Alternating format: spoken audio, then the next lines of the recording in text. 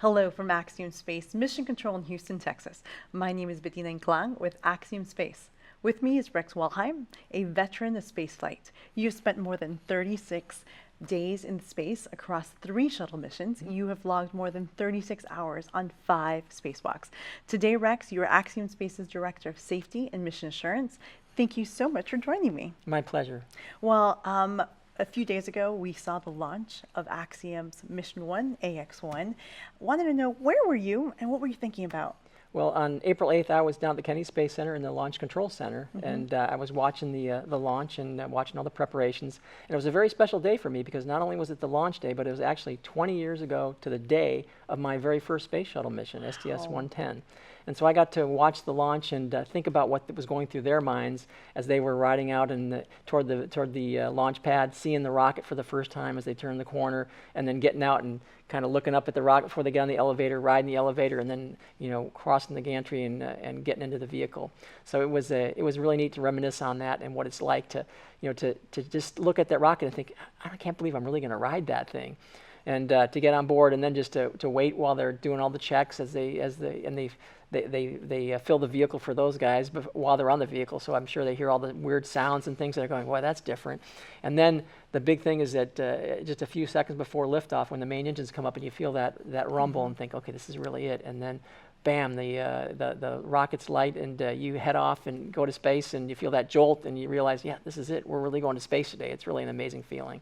That's amazing. Wow. Well, clearly you've had an incredible experience as an astronaut, incredible career. One of the things that really strikes me is you were part of the last space shuttle mission. What was it like to be part of the end of that era and now being here at Axiom Space and being the start of this new era in human spaceflight? And we just recently as a country started the return to human spaceflight. Right. So it was a real honor to be on STS-135, the final space shuttle mission. It was just such a pleasure to fly that vehicle one more time, whether it was the 50th or the 100th or whatever. And so there was a lot of pressure to do it right. We wanted to finish the program strong. And we didn't really have a chance to really reminisce about what it was like to be on the last shuttle mission because we had a job to do. But there were a few periods when we realized, this is really it. This is the last space shuttle mission. One was the night before we came home. Chris Ferguson was our commander, and he was mentioning, this is it. This is the last time somebody's going to eat a meal on the space shuttle before we return to home. So it was really a neat feeling. And then, but when we landed, we went through all our post-flight stuff, and then it was kind of strange because all of a sudden it was over, and everybody else had kind of gotten through that process already when they watched the launch and the landing, and were kind of got through the feelings of this is the end of the shuttle program. But for us, it kind of took a couple months later. And then we realized, okay, this is the end of the shuttle program. And then it was a tough time for the space industry because a lot of people lost their jobs. And going down the Kennedy Space Center, there just wasn't a lot going on back then. They were refurbishing the pads and things like that, doing all these projects, but there was nothing flying. And so finally, the first big kick in the kicking along the road and the excitement was when the Exploration Flight Test 1 of Orion flew, and then we started getting closer to the commercial crew flights. And when those started flying, things really started taking off. And so it was really exciting to see that metamorphosis from the letdown after the shuttle program to kind of building back up all the way to where we are now. Not only flying commercial crews from NASA, but flying our first commercial crew our first all commercial crew from Axiom 1. Yeah, and if you remember that day, what stuck out to me was seeing our rocket, the SpaceX rocket with our crew on top for Ax1 and the Artemis 1 rocket right there. It's a very different type of world now that we're living in. It was that was one of the neatest things, is to be able to see our Falcon 9 and the Dragon capsule on pad 39A, and then glance over to 39B and see this enormous moon rocket. And that was the first time I got to see it on the pad. It's just awesome to take a look at it and to think, here we are. And it did cross my mind that this is what we're supposed to be doing. We have 2 vehicles on the launch pad now, and we're really supposed to have that the commercial side going into low Earth orbit, and then NASA doing that exploration going into deep space. That's fantastic. With that, one of the things I love here at Axiom is we are building all these new things, as you just highlighted, but we are built with a lot of people that have a lot of experience in NASA and spaceflight experience in general. How are you leveraging that experience here at Axiom Space? Yeah, the fact that there's so many veterans of NASA space flights on on the Axiom team was one of the things that drew me to this company when I was thinking about coming here. And I thought, wow, these people are some of the best, and they were really, really knowledgeable, and they're going to have a really head start on getting this program built. And so I saw that appealed to me, and now that I've been here, we've even gotten more and more people that come along, and each person adds a piece to the puzzle. So the engineers take a look at what they've learned over their engineering careers. The flight crews, they remember what's important to them. What types of lessons learned have we learned the hard way over the many years?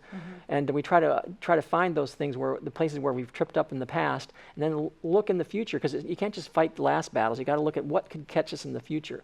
And so that's what we kind of have a future focus, figuring, okay, we know what's happened in the past. How are we going to apply those lessons learned, but also look out for something new that we haven't faced before? So I know, walking in here, Mission Control, I've seen you many times sitting right here watching the Ax1 crew up in station doing a lot of incredible stuff. What are the things that have, I guess, made a biggest impression on you, and what's more striking? And what are people not talking at home about this mission that you think they should be? Well, one of the things that has struck me is it's nice to see short duration crew members come up to go out on the space station and only spend 8 to 10 days and then come back home and tell their story.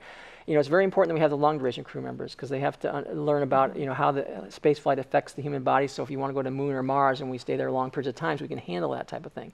But it's nice to have a vehicle and a program that sends people up for just a few days so they can get a taste of what it's like. And it's been just a pleasure to watch our crew members get up there and for the first time experience space. And it's really neat to watch them in the metamorphosis as they start kind of tentative and trying to learn to adjust to space flight and adjust to being on orbit, adjust to doing their work, and then they kind of get more and more proficient, and can enjoy it more, and then they can really get their research done, and then come on home and tell people about the experience. And when you're going home for 10 days, you get more people that get to go there. You can launch several times a year, and you can meet more and more new astronauts who have that experience, who can bring it back and talk to people about it. Yeah, I know that some of the things that you and I've talked about is how important it is for Axiom Space to be able to open low Earth orbit, open space to more individuals, more countries, more researchers to have access to microgravity. Right, because everybody likes to see somebody like them in space. Whether it's their background or whether it's their nationality. Here we have a Canadian. Mike was from Spain and the United States, and we have Eitan from Israel, and so we have people from all over the world, and that's what we want to have. Because when they go back to their countries, Eitan will go back to Israel, and people will relate to him. They can talk to him about it, and he's their astronaut, and they're going to really enjoy hearing his stories. And that's a way for people to relate to spaceflight, so we can really bring spaceflight to the masses that way. And the more people we fly from different countries, from different backgrounds and different experiences, the more we can get that feeling of what it's like in space, and what we learn up in space, expanded and transferred to folks around the world. Absolutely. It's brought me a lot of joy to see these guys in space, but I can imagine you, someone who's been there many times, what do you think they're experiencing as new astronauts? Well, it's a whole process. Going to space is it's an adventure. It's fun a lot of times, but a lot of times it's not. It's hard work. And so I think they're learning that, and I can see them go through the process that most new astronauts go to. They first get up there, and it's an alien environment. It's just, everything is overwhelming. The views, the sensations, the processes, anything simple activity like trying to eat something, it is very difficult. And so they get used to that. It's very exciting, but it is overwhelming a bit at first. And the whole sensation of getting used to zero gravity, some people get a little bit nauseous when they get up there, or some people get a lot nauseous. So it's something you have to deal with. And so you have to just get used to being up there from a physiological standpoint, from an experiences standpoint. And as you do, you can kind of enjoy it better. Because at first it's so overwhelming, the views, all the things that are going around you, that you don't kind of soak it all in. But as you start getting used to it, and you can expand your view of what you're paying attention to, and you can really enjoy it. It's a great experience. Yeah, I think if I would be there, I'd be just stuck in the cupola the entire time. Yeah. That's the temptation, is to stick your nose against the window and just look, and you have to have time to do that. But to the credit of our crew members on Ax1, they have really devoted themselves to doing important research, and they're basically mimicking what we do on the shuttle or the station program in a short duration flight. And it really is to their credit that instead of just spending their time sticking their noses in the windows, they want to do meaningful stuff. They want to do research. They want to make a difference. They want to bring the benefits of space down to humanity, which is exactly what we want to do. Thank you so much. Thank you so much for your time. We look forward to working on many more astronaut missions together. I'm Bettina Nklang for all things Axiom Space, including future private astronaut missions and our Axiom Station, the world's first private space station. Please be sure to visit axiomspace.com. Thank you.